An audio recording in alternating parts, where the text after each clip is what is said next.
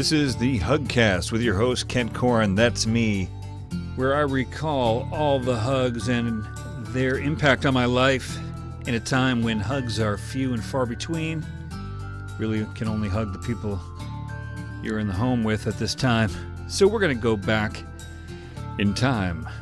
They say the present is all you have. Well, the past isn't bad these days either, as I've written a bunch of essays basically as a top 10 or a countdown to the greatest hugs and the lessons learned from each one. Last week was number 1, the Bone Crusher. Number 2, we're going back to 1985 with the Summer Camp Snuggler. It was 1985.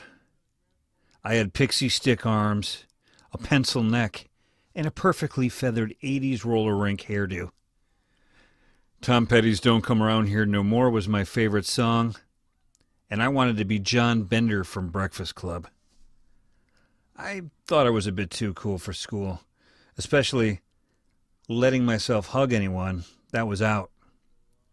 Outside of the occasional bone crusher hug from my sister and awkward elder relative hugs, I don't think I'd hugged anyone my age or around my age. At least not till August of 1985 at the summer camp bonfire.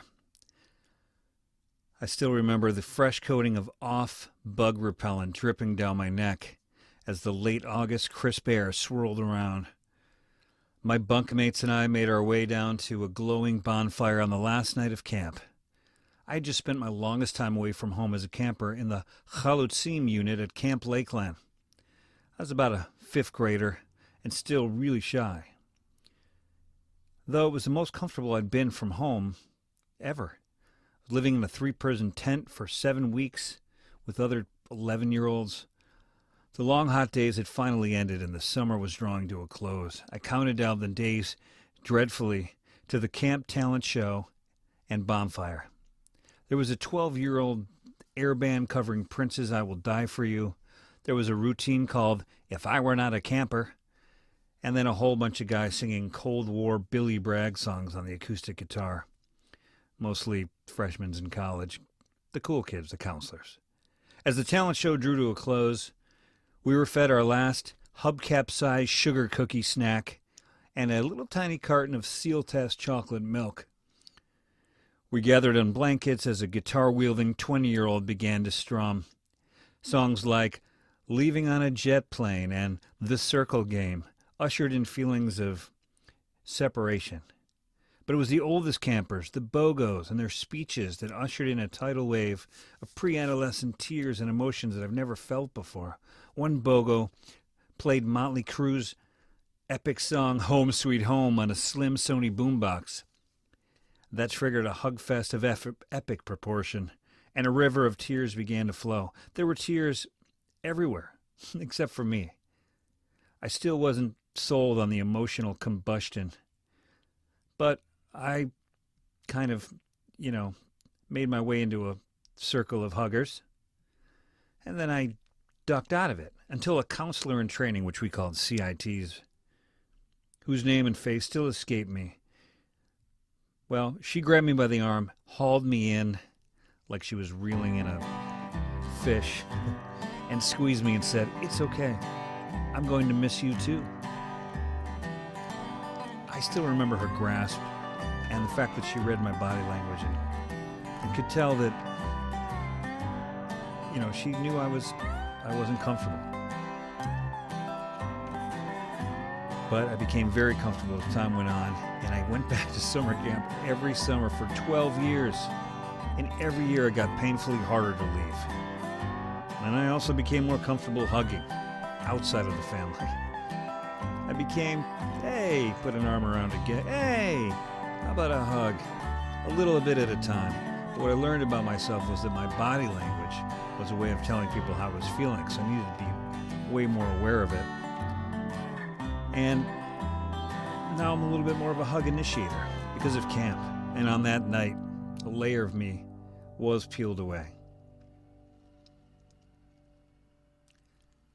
My first real kind of guy hug came on number 3 of the hugs, which we're calling the Snowball Squeeze.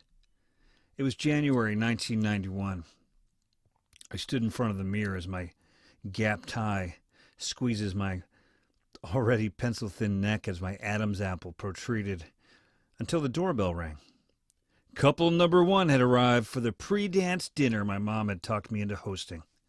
My khaki pants, baggy as ever. The pants were practically doing the walking for me, as my best friend Tony, whose name we'll give him, and his date arrived. The waft of Ralph Lauren cologne follows closely behind him. 2 more dates arrived, and we're seated at the dinner.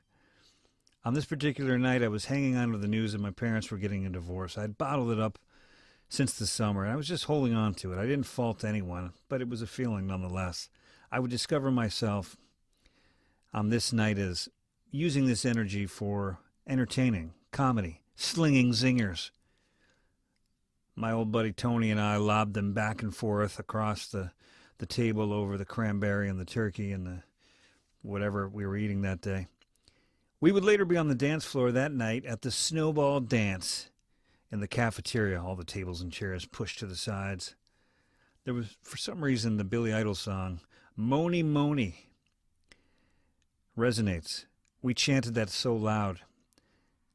In the throes of the party, a feeling came over me. My stomach opened up, and I realized that I was unbottling some old feelings. I realized that as fun as I was having now, things were going to get tougher, and that's just the way it was. I was at peace with the fact that it was best for everyone, and I love my parents, but I felt the unknown was overwhelming.